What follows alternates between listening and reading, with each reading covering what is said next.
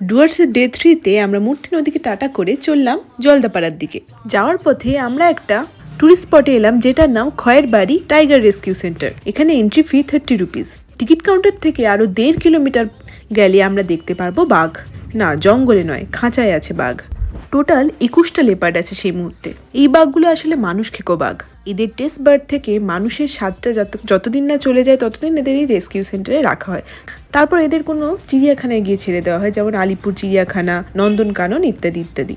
আমরা বাঘ দেখতে পেয়েছি বেশ কয়েকটা, এবং তারা ভেতরের দিকে ছিল খাঁচার মধ্যে। সেই ক্লিপিংগুলো তোমরা বড় ব্লগে দেখতে পারবে। এই দেখো এই ছাগল ছানাগুলো কত কিউট। তো যাই হোক, এখান থেকে বেরিয়ে আমরা চলে এলাম জলদাপাড়া জঙ্গল ক্যাম্পে। এখানেই আমরা আগামী 2 দিন থাকবো। এই হোটেলের সঙ্গেই লাগোয়া আছে অরণ্য রেস্টুরেন্ট। অরণ্য রেস্টুরেন্টে খাওয়া দাওয়া বেশ ভালো।